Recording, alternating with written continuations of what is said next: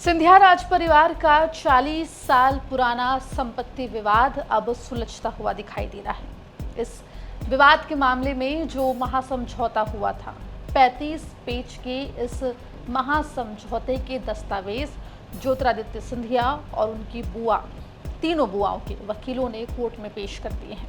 इस मामले की अगली सुनवाई कब है, क्या है महासमझौते में, विस्तार से इस रिपोर्ट में आपको हम बताएंगे। नमस्कार, आप देख रहे हैं अपना ग्वालियर और मैं हूं आपके साथ आकांक्षा ठाकुर। देखिए, मध्य प्रदेश का सिंधिया राज घराना चर्चा में हमेशा रहता है।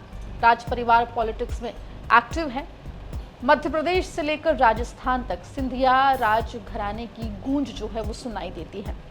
लेकिन पिछले 40 साल से इस राज परिवार में संपत्ति को लेकर विवाद चल रहा था। संपत्ति भी कोई ऐसी वैसी नहीं, बल्कि 40,000 करोड़ रुपए की संपत्ति जो है उस पर विवाद चल रहा था।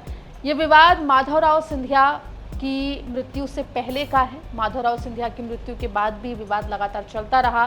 ज्योतिरादित्य सिंधिया और उनकी तीनों बुआ, राजस्थान की पूर्व मुख्यमंत्री वसुंधरा राजे सिंधिया, यशोधरा राजे सिंधिया और उषा राजे सिंधिया, इन चारों के बीच में ये विवाद जो है वो लगातार चलता हुआ दिखाई दे रहा था। लेकिन अब इस विवाद पर विराम लग चुका है और एक महासमझौता हुआ है जिसके दस्तावेज कोर्ट में जमा हो गए हैं।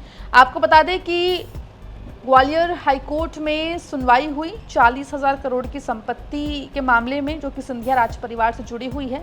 35 पेज के यानी कि 35 पन्नों के समझौता आवेदन को कोर्ट में पेश किया गया है।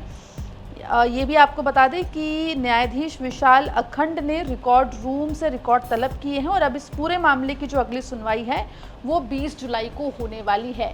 इस महासमझौते में सिंधिया परिवार की वो पूरी संपत्ति शामिल है जो मध्य प्रदेश से लेकर दिल्ली, उज्जैन और मुंबई तक में फैली हुई है। आपको बता दें कि इस विवाद की शुरुआत साल 1988 में ज्योतिरादित्य सिंधिया के पिता माधवराव सिंधिया और उनकी 3 बहनों के बीच हुई थी।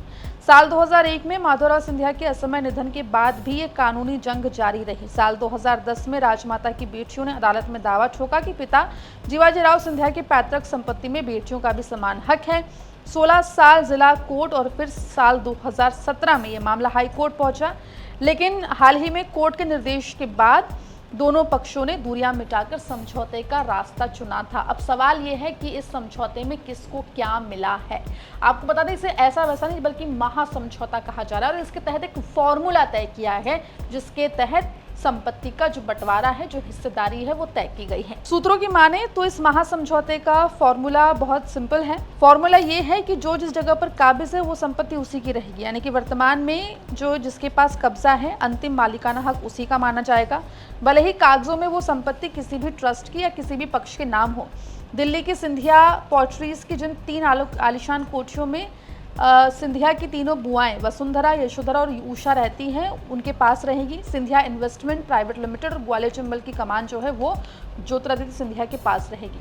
वहीं आपको बता दें कि सिंधिया परिवार की 40,000 करोड़ रुपए की संपत्ति के विवाद में सबसे ज्यादा चर्चा जो है एक शिवलिंग की हुई है, जो कि राजमाता के पास पहले था। राजमाता की मृत्यु के बाद ये शिवलिंग जो है वो केंद्रीय मंत्री ज्योतिरादित्य सिंधिया की जो बड़ी बुआ है वसुंधरा राजे सिंधिया, जो कि राजस्थान की पूर्व मुख्यमंत्री रह चुकी है, उनके पास था। लेकिन अब सूत्रों के हवाले से खबर निकलकर सामने आ रही है कि ये शिवलिंग वापस अब ग्वालियर आएगा और ज्योतिरादित्य सिंधिया के संरक्षण में ग्वालियर के किले में ये शिवलिंग जो है वो स्थापित किया जाएगा। फिलहाल 40,000 करोड़ रुपए की संपत्ति का ये मामला अब सुलझता हुआ, या यूं कहें कि विवाद सुलझता हुआ दिखाई दे रहा है। सिंधिया परिवार में जो भी संपत्ति विवाद को लेकर दूरियां थी, उन्हें मिटाकर एक समझौते पर पहुंचे हैं। महासमझौता इसे कहा जा रहा है। फॉर्मूला सिंपल है, जो जहां पर है वो प्रॉपर्टी उसकी है।